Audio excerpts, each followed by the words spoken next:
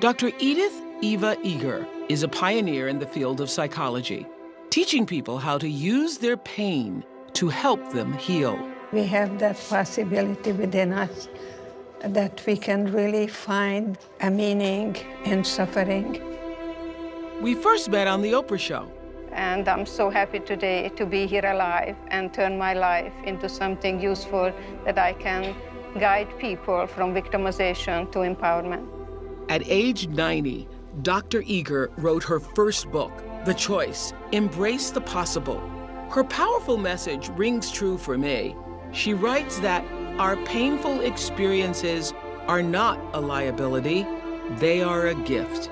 You have a choice now, whether you pay attention of what you don't have or what you lost, or find something that is still here.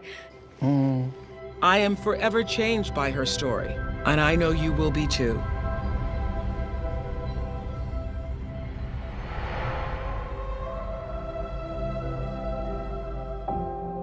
My mother told me, she hugged me, and she said, "We don't know where we're going. We don't know what's going to happen." She says, "No one can take away from you what you put here in your own mind."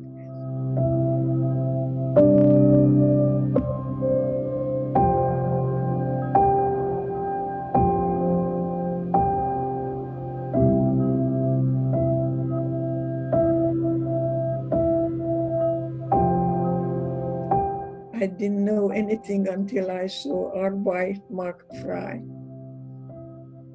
And I didn't know where I was, and everything was chaos.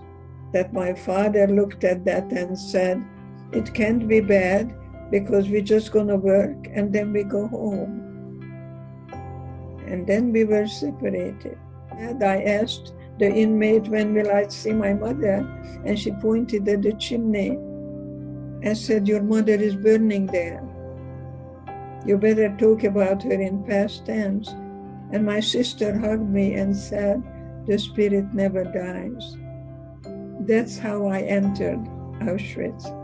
The spirit never dies.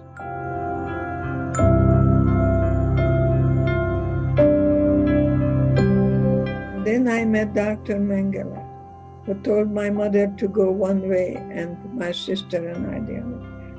And I followed my mother, and he grabbed me and he said in German, "You're gonna see your mother soon, she's just gonna take a shower." I ended up dancing for Dr. Mengele, and I closed my eyes and I pretended that the music was Tchaikovsky, and I was dancing the Romeo and Juliet at the Budapest Opera House. So when I finished dancing, he gave me bread, and I shared the bread with the girls. And when I was on a death march, going from Mauthausen to Gunskirchen, if you stopped, you were shot right away. And I was really slowing down, and I thought I'm gonna be stopped too. And I was going to be shot. And the girls that I shared the bread with, they came and carried me so I wouldn't die. Isn't that amazing? The worst condition brings out the best in us.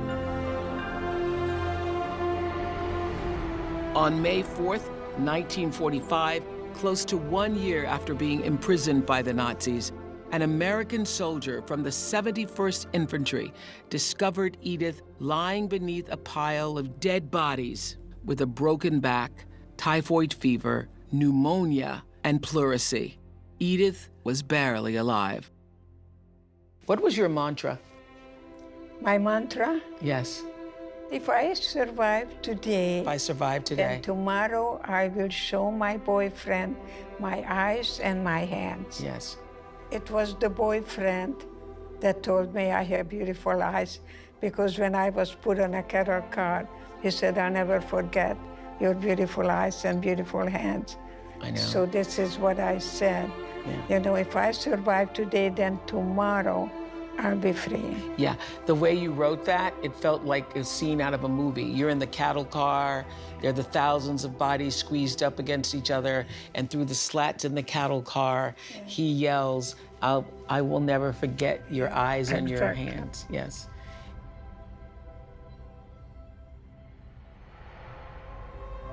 I came to America and I worked in a factory, and then I saw that there were 2 bathrooms and one of them said colored. How do you think I felt? So I always went to the colored bathroom. I joined the NAACP. I marched with Martin Luther King. I was the survivor and never the victim. Those words are going to live with me and everyone who reads this book, who has the privilege of reading your story. It was very freeing for me, and I thought I was already pretty free. But it just reaffirmed for me that no matter what is going on in my life or anyone who is listening or watching us right now, you have the choice. Yes. You have the choice. You have the choice to really see the light and see a gift in everything. Everything has a gift in it. So even in Auschwitz, you could find that?